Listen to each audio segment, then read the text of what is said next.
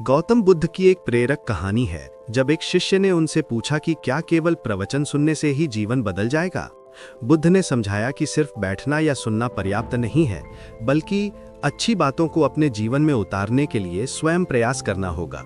जैसा कि उन्होंने कहा था कि बैठे बैठे घर नहीं पहुंच सकते, उसके लिए चलकर जाना होगा। एक अन्य कहानी में बुद्ध ने बताया कि जैसे शांत और स्थिर पानी ही साफ हो जाता है, उसी तरह मन को शांत रखने से ही सही निर्णय लिए जा सकते हैं। बुद्ध की एक प्रेरक कहानी प्रवचन सुनने पर। एक व्यक्ति रोज बुद्ध के प्रवचन सुनता था, लेकिन उसके जीवन में कोई बदलाव नहीं आया। एक दिन उसने बुद्ध से पूछा, मैं रोज प्रवचन सुनता हूं लेकिन मेरा जीवन क्यों नहीं बदलता?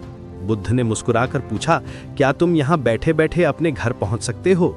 व्यक्ति ने हैरान होकर कहा, नहीं, ये कैसे संभव है? उसके लिए तो मुझे चलकर जाना होगा। बुद्ध ने समझाया कि तुम्हारी बातों में ही तुम्हारे प्रश्न का उत्तर है। जब तक तुम उन अच्छी बातों को अपने जीवन में उतारोगे नहीं और प्रयास नहीं करोगे, तब तक तुम्हारे जीवन में कोई बदलाव नहीं आएगा। ये कहानी सिखाती है कि केवल ज्ञान प्राप्त करना काफी नहीं है, उसे अपने जीवन में लागू करना भी आवश्यक है। बुद्ध की एक और प्रेरक कहानी, मन की शांति।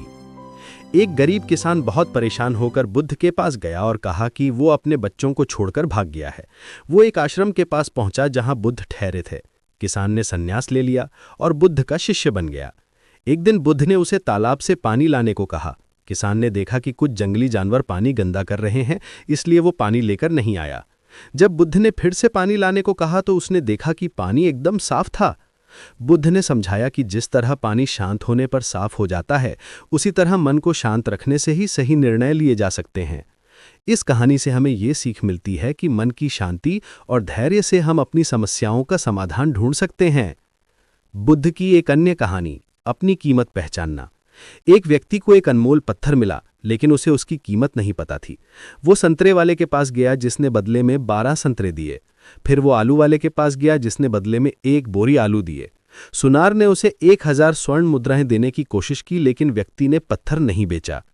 अंत में जब वो जौहरी के पास गया तो जौहरी ने कहा कि ये एक अनमोल रत्न है। इस कहानी का अर्थ ये है कि जीवन में हर व्यक्ति एक हीरे की तरह है, लेकिन उसकी कीमत सिर्फ उसके सामर्थ्य और जानकारी के अनुसार ही लगाई जा सकती है। इसलिए हमें अपनी योग्यता को किसी और से कम नहीं आंकना चाहिए।